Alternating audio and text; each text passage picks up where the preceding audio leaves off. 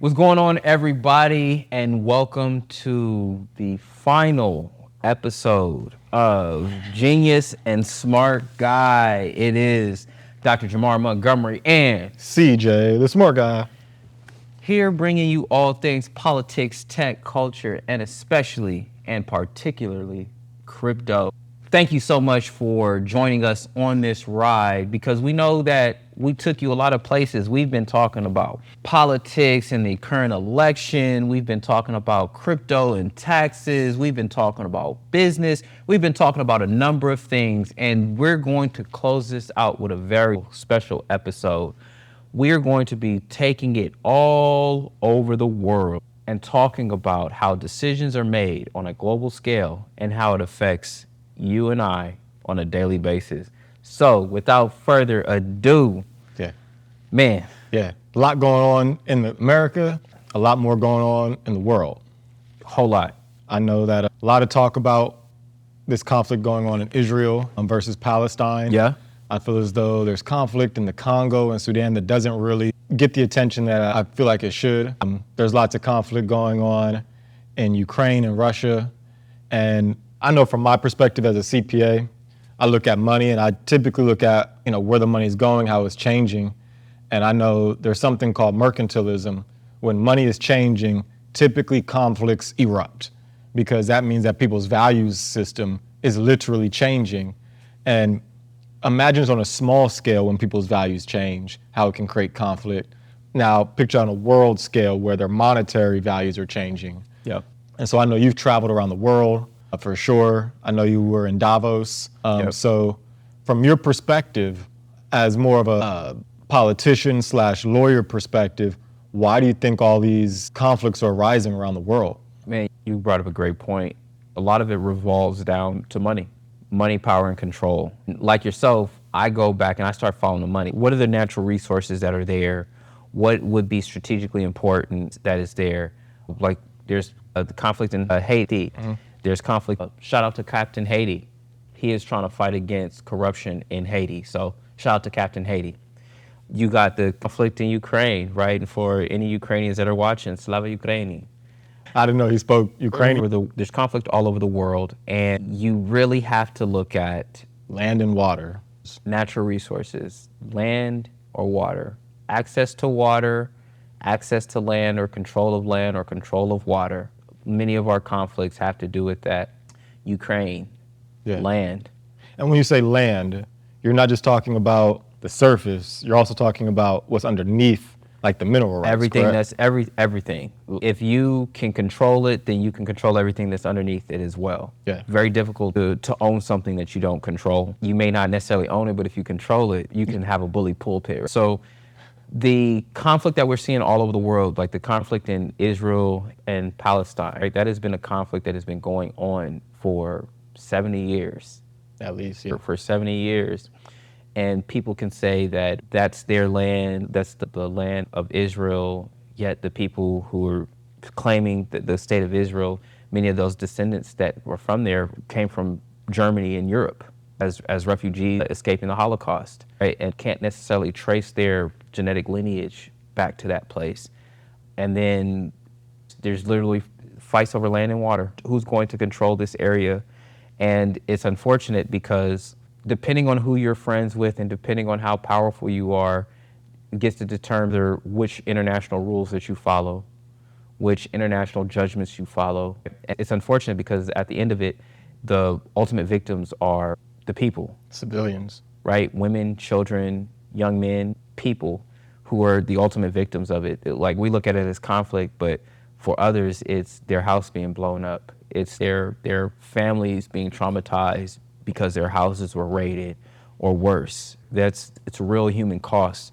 And seeing that in the conversations in Davos, they're real high level because many of the people in those environments and that are decision makers may not necessarily have experienced that. And so when you have experienced it, there's a level of empathy and understanding and perspective that you have. And that's with anything. Yeah. If you don't have perspective, then if you don't have a different perspective, then you don't know what particular things to value. Correct.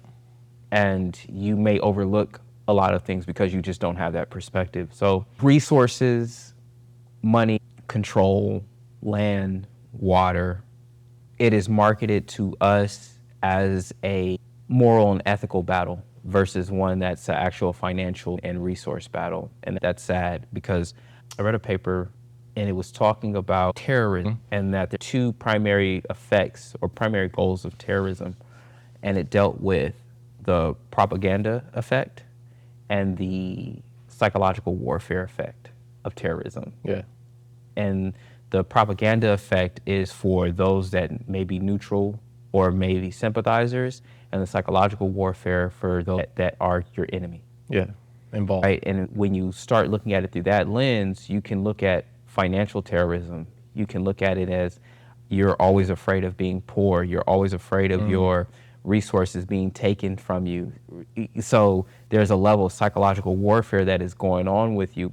We experience some of these conflicts and we see it all around the world, and we may not necessarily think about the long-term effects of that. Like I said, being in Davos, I was speaking on that, responding to that AI panel in Peace and Conflict, and how AI tools are utilized in New Orleans and in Los Angeles and in Miami as predictive policing to disenfranchise already over-policed neighborhoods.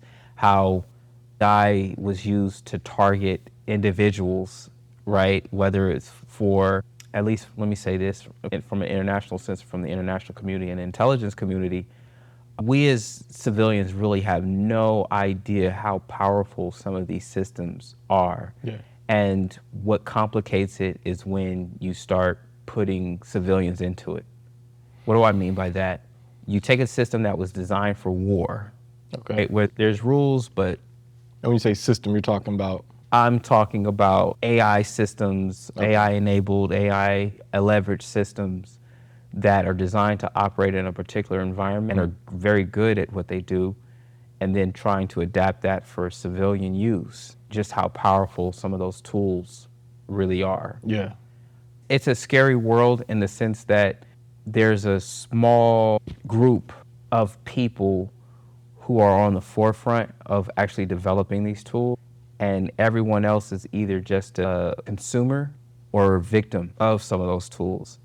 I think that's what a lot of people are actually afraid of, instead of allowing themselves to empower themselves with the tools that are available to them right now. Yeah, because it's real powerful. And you don't want to turn on the civilians. So, for instance, I know in China, they have AI surveillance, and literally, you talk about financial terrorism. I don't know if it's terrorism or more oppression, but if they jaywalk, the cameras automatically can identify them by their pupils, and they will automatically be given a ticket without a police officer walking up to them.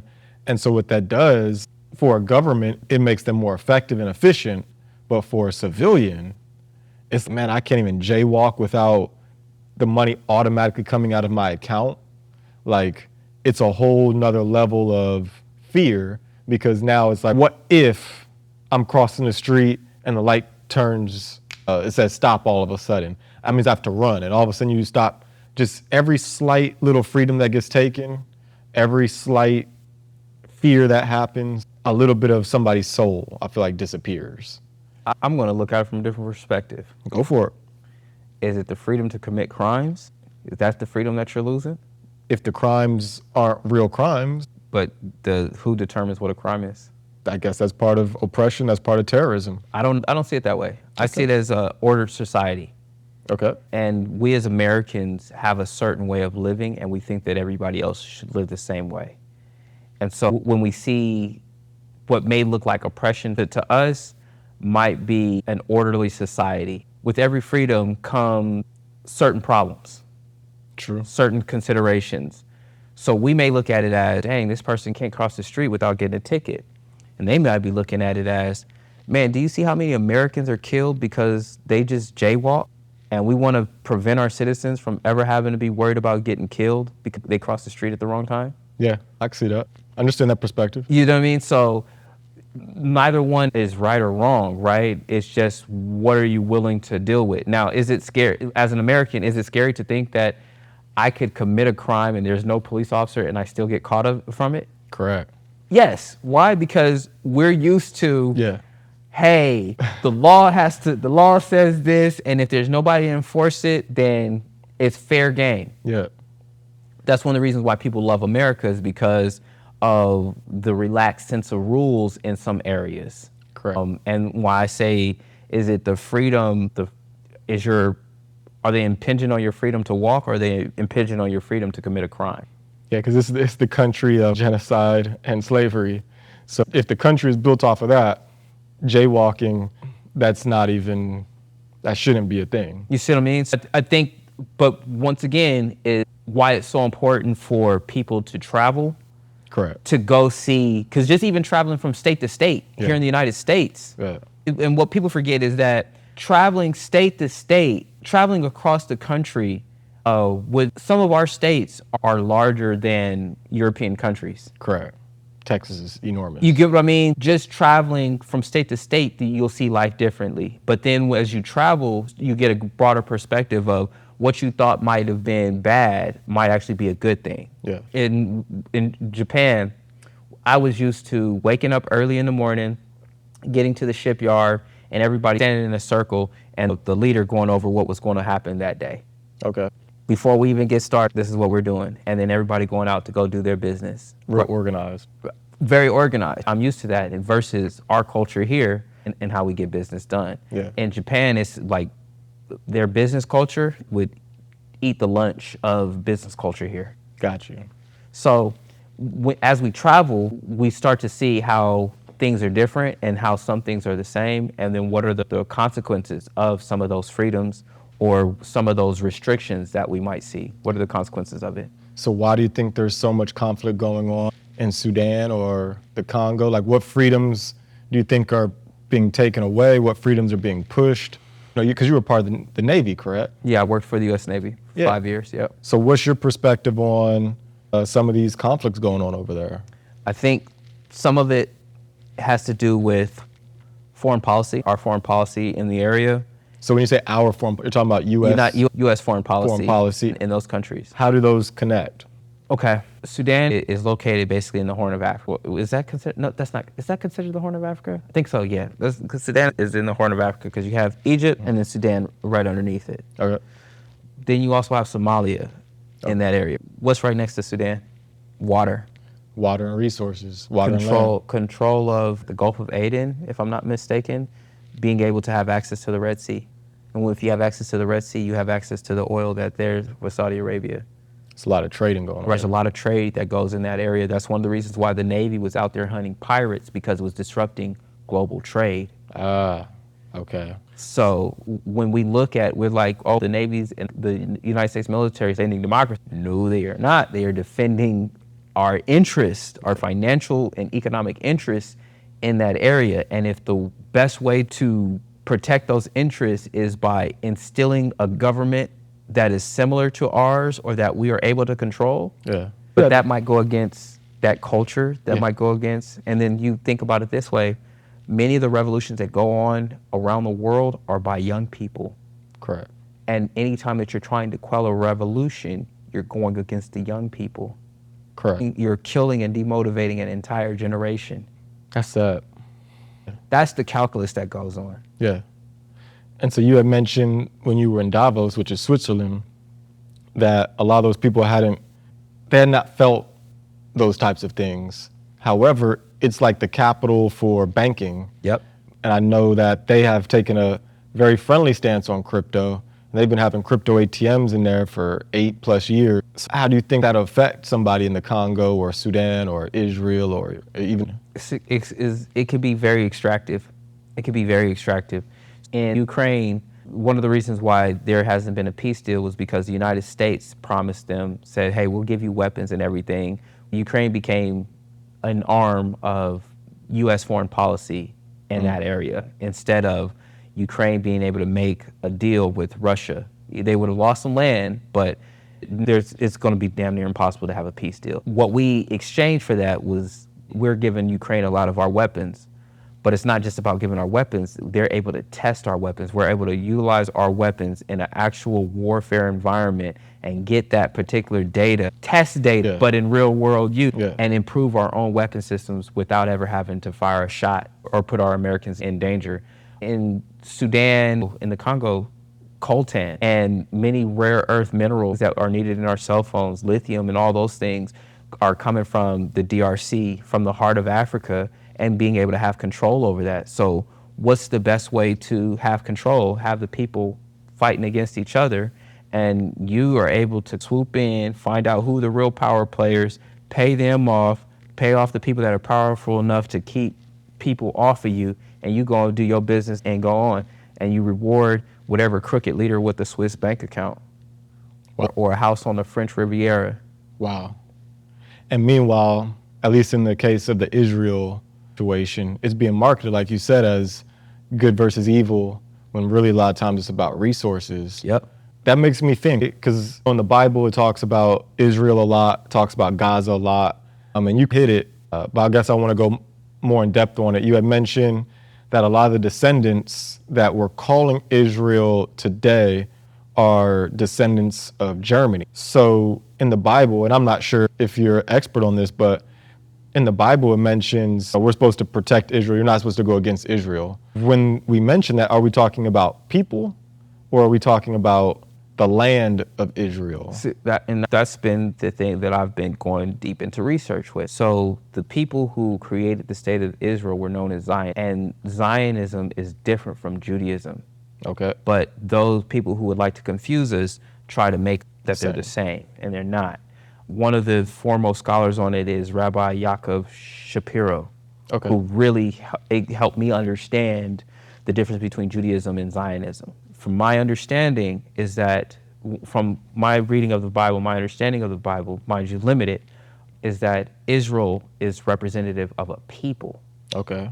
Not necessarily a place. However, Jesus is supposed to come back on Mount Zion. Yeah. But we're supposed to always be with Israel. Israel also was scattered to the four corners of the world. Yeah. Yeah. So from my understanding that Israel is a people, even though we know Israel as a particular state, and they try to say, this is the confusion, is that Israel is this state, and it's supposed to be a state of the Jews. How can it be a theocracy? Right? How can it be a state of the Jews and a democracy at the same time? Yeah. Yeah. Right? It's confusing. And then when you find out that, once again, the difference between Judaism and being a Zionist. Yeah. And can you define a Zionist real quick? Zionist is a person that believes that Israel is the homeland of the Jews. You know what? I would much rather see Dr. Yaakov Shapiro's definition of it, because he can explain it much clearer than I can. But what I do understand is that not all Zionists practice Judaism. Yeah. And not all those who practice Judaism are Zionists. The way that I'm interpreting this is similar to Christianity. You have the KKK that claims to be Christian, and they will burn a cross on somebody's land and do it in the name of Christianity, but not all Christians are doing that, and then not everybody in the KKK is truly practicing Christianity. They will try to intersect at a point, but they're not the same. So that's the way that I'm interpreting what you're saying. And so where do you see the future going with all these conflicts? Are we going to continue to have more conflicts, or do you think that this is something that's going to subside in the near future or long future? We're in World War III right now. I said this right before I went to Dubai in November. 2023, shortly after October 7th. Like, we're in World War III, and we don't even recognize it right now. Why? Because the United States is now involved. We just saw that Iran is interfering in our elections right now, hacking the Trump campaign, which means that if they're trying to stop Trump from winning, obviously Iran is worried about Trump becoming president, because they know that Trump will do something about Iran. But we are in World War III. It's just that the weapons of war are more cyber, so it's not there in our face. Think about that massive outage that we had. Their CrowdStrike, they're saying, oh, it was a glitch. And it could have been a glitch, right? It also could have been a glitch that your system is constantly being attacked, and there's that glitch. That was the vulnerability. Yeah, that makes perfect sense. You get what I'm saying? Yeah. But it's easier just to say that it's a glitch, because had this glitch not happened, we wouldn't have been susceptible to attack. You get what I mean? Yep. The weapons are more cyber, and AI leveraged and AI-enabled weapons are going to be coming online. So that's from a cyber perspective, like financial warfare. Currency wars turn into trade wars turn into shooting wars, right? And what were we in? We were in a trade war with China. We were in a currency war during the Obama administration, ended up in a trade war during the Trump administration, and have been worried about getting in a shooting war with China based upon what? Trade. Yeah. What is the most important thing that we're focused on with China?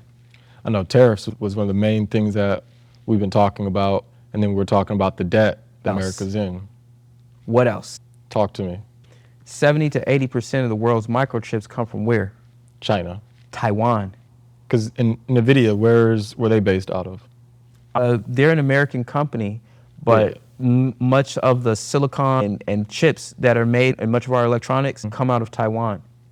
Taiwan and Japan, yeah. So I know in the Asian culture, a lot of them don't get along with each other. So there's an issue between Taiwan and China. China is trying to reunify Taiwan as part of China. And they don't want Taiwan is an ally of the United States. Correct. And you heard about the thing about the one China policy? No, what's that? The one China policy is that the United States only officially recognizes Taiwan not as a separate entity, even though we sell weapons to the Taiwanese. Yeah. But think about all of our microchips, all of our computer chips, 70, 80% of them come from Taiwan. What does that mean? That means that the weapon systems that you create, if China now has control over that, China now has backdoor access to our weapon systems, backdoor access to our computers, backdoor access to all of our electronics. Because Apple, most of their products come from Foxconn, which is China. Which is China, right? Yeah. But that's not a government system. No, this is government. Taiwan. Yeah. That's what I'm saying. Yeah. So, wow, that can get deep. So Taiwan is strategically important to the United States from that perspective. Yeah. So we're talking about trade and we're talking about dominance in a particular area. Because I know Japan had a huge U.S. military presence in it. Yep. And what is the strategic reasoning behind us being in Japan? Access to the Pacific and having a base in the Pacific. Got you. And being able to be a buffer. Got you. Yep. Yeah. See, that's why we talk to the military man who's been around the world. Yep. Not just around visiting, but speaking. Yep. What are some of your final thoughts when it comes down to these international conflicts? Don't just read American news. Read the British news. Read Indian news. Read news from other countries. Read European news. And now with Google Translate, it makes it easier to read those things. But see how the rest of the world looks at America and looks at the world in general. You will find out we think that we're a free country, but much of our media is limited to only show us a particular perspective. So our consent and our perspectives are actually manufactured versus us taking in all the information and making intelligent decisions and analysis about it. Don't get mad, get informed. The only rights that you have are the ones that you exercise, and exercise every single last one of your rights, regardless of what happens to you. If you're a free person, because I'm a free person and you should be a free person, exercise every freedom, exercise every right. There you go. I think in Switzerland, I think the powers that be, my biggest final thought is to educate yourself on a central bank digital currency. I know that they've talked about creating central bank digital currencies for each country and then them being interoperable with one central bank digital currency at the top. And personally, I feel as though from a spiritual perspective, Revelation talks about having the mark of the beast either on your right hand or on your forehead, and you won't be able to do any buying or selling without that mark. Yeah. And so I personally, whether I'm right or wrong, I believe that Bitcoin and some of these cryptos are the escape from a lot of that government control. And so I think that we should educate ourselves on Bitcoin or peer-to-peer transactions that are not controlled by any one entity, one government, or anything like that. Because in the Bible, it does not mention trading. Yeah. It doesn't mention trading. If Bitcoin or cryptocurrencies aren't considered money, then is that considered trading? Because if you're here and I'm here and we recognize that we can trade, the Bible says not buy or sell, but you could still trade. Yeah. So to me, I think that we should research central bank digital currencies, find a network of people that you can trade with, and also start becoming self-sovereign because, like you said, if you're buying computers from a foreign country and they're actively having a back door and learning your information, you don't know what that can bring. Learn to create your own computers. If you're buying food from another country, you don't know if that's actual nourishment in it. You don't know if it's GMO. You don't know if they're putting stuff in there. So learn to grow your own food. And you're more likely to get GMO stuff here in the United States than you are anywhere else in the world. So self-sovereignty, learn to do for self. In the words of my boy, Black Regal, it's not the grocery store's responsibility to feed you. Yeah. Take that upon yourself. I'll say it again. It is not the grocery store responsibility to feed you. It is not your government's responsibility to feed you.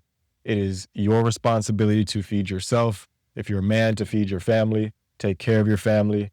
And people suffer, they perish due to a lack of knowledge. Yep. So learn, inform yourself, don't trust, verify. And that's my final thoughts.